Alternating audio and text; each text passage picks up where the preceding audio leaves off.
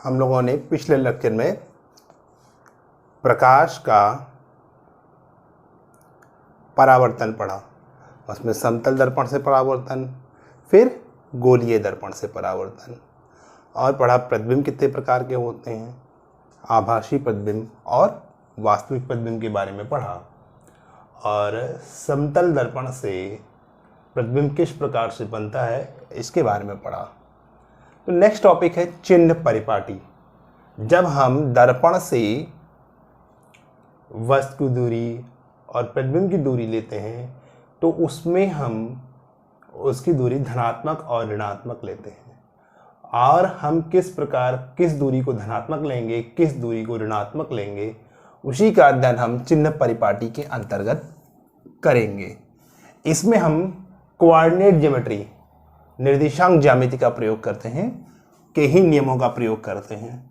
निर्देशांक ज्यामिति में आपने दो अक्ष पढ़े, एक एक्स अक्ष और वाई अक्ष। ये दोनों अक्ष एक दूसरे को 90 डिग्री पे काटते हैं। ये एक्स अक्ष, ये वाई अक्ष, ये ऋणात्मक एक्स अक्ष, ये ऋणात्मक वाई अक्ष। तो जो हम धनात्मक एक्स की ओर जाते हैं तो हम वो सारी दूरी धनात्मक में लेते हैं। जब हम धनात्मक वाई अक्ष की ओर जाते हैं तो सारी दूरी धनात्मक लेते हैं। जब हम मूल बिंदु से ऋणात्मक अक्ष की ओर जाते हैं तो वो दूरी ऋणात्मक होती है, और जब मूल बिंदु से हम ऋणात्मक वाई अक्ष की ओर जाते हैं तो वो दूरी क्या होती है, ऋणात्मक होती है। यानी मूल बिंदु से जो हम दाईं तरफ जाते हैं वो दूरी धनात्मक, जो ऊपर की तरफ जाते हैं वो धनात्मक, मूल बिंदु से जो हम बाईं की ओर जाते हैं वो ऋणात्मक, और मूल बिंदु से जो हम नीचे की ओर जाते हैं वो भी दूरी क्या होती है, ऋणात्मक होती है। तो ठीक उन्हीं नियमों का हम यहाँ पर पालन करते हैं। तो ये एक अवतल दर्पण है। जो भी दर्पण हम रखते हैं, जब भी दर्पण को रखते हैं तो उसको हम मानते हैं कि वो मूल बिंदु पर स्थित है।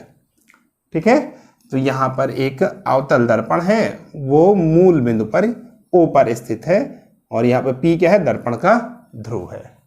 तो ये अवतल दर्पण है, ये हो गए अवतल दर्पण की फोकस दूरी एफ।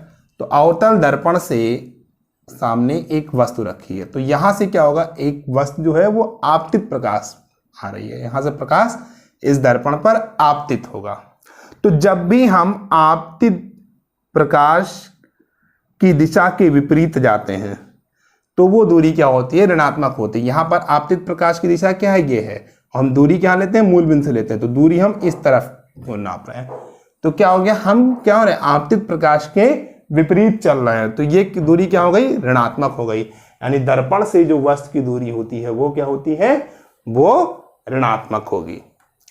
अब अगर हम, ठीक है, अगर प्रतिबिंब दर्पण के पीछे बन रहा है तो हम कहाँ चलेंगे, आपतित प्रकाश की दिशा में, तो ये दूरी क्या हो जाएगी, धनात्मक हो जाएगी। जैसे कि हमने अभी बताया था कि कोऑर्डिनेट ज्योमेट्री के रूल का फॉलो करते हैं, तो यहाँ पर हम बाईं ओर जा रहे हैं, वो दूरी ऋणात्मक हो गई। अगर प्रतिबिंब दाईं ओर बन रहा है तो वो धनात्मक, अगर प्रतिबिंब वस्तु की ओर बन रहा है तो प्रतिबिंब की दूरी दर्पण से क्या हो जाएगी, ऋणात्मक हो जाएगी। ठीक है, अब हम मान लो ऊंचाई ले रहे हैं वस्तु की, तो वस्तु की ऊंचाई हम हमेशा सीधा मानते हैं, तो ये क्या हो गया, ऊपर की ओर हो गया, तो ऊपर की ओर हो गई तो ये धनात्मक हो गई।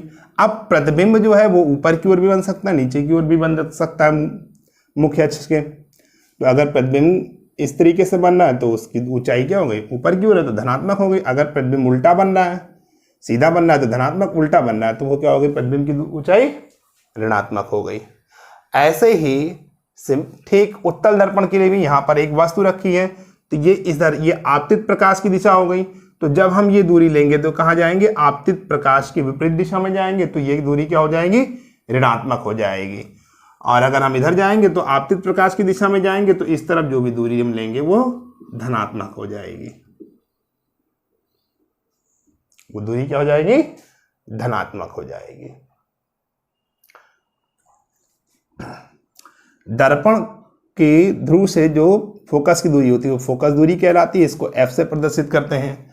और दर्पण से जो वस्तु की दूरी होती है उसको हम यू से प्रदर्शित करते हैं, और दर्पण से जो प्रतिबिंब की दूरी होती है उसको हम वी से प्रदर्शित करते हैं। तो इन तीनों में एक संबंध होता है दर्पण के लिए, होता है 1/f is equal to 1/u plus 1/v। तो यहाँ पर हम इस फॉर्मूले का यूज करते हैं, ये दर्पण की फोकस दूरी का सूत्र होता है। अब हम यहाँ पर चित्र के अनुसार इस चिन्ह परिपाटी का प्रयोग करते हुए u जो है वो आपका धनात्मक भी हो सकता है, ऋणात्मक भी हो सकता है, v भी धनात्मक ऋणात्मक हो सकता है। तो u जो है वो जनरली कहाँ रखा जाता है, दर्पण के सामने रखा जाता है। तो u को हम हमेशा लगभग ऋणात्मक लेते हैं, क्योंकि ये क्या होता है, प्रकाश किरण इधर क्यों चलेगी, आपतित प्रकाश, और ये दूरी हम उसके विपरीत लेते हैं तो ये दूरी ऋणात्मक हो जाती है। फोकस दूरी, फोकस दूरी अवतल दर्पण के लिए जो फोकस दूरी होती है वो ऋणात्मक होती है, और उत्तल दर्पण के लिए फोकस दूरी क्या होती है, धनात्मक होती है। और फोकस दूरी और वक्रता त्रिज्या में संबंध होता है F = R/2। तो ये हो गई चिन्ह परिपाटी। चिन्ह परिपाटी का हम प्रयोग करते समय हम सीधे सीधे निर्देशांक ज्यामिति के नियमों का प्रयोग करते हैं।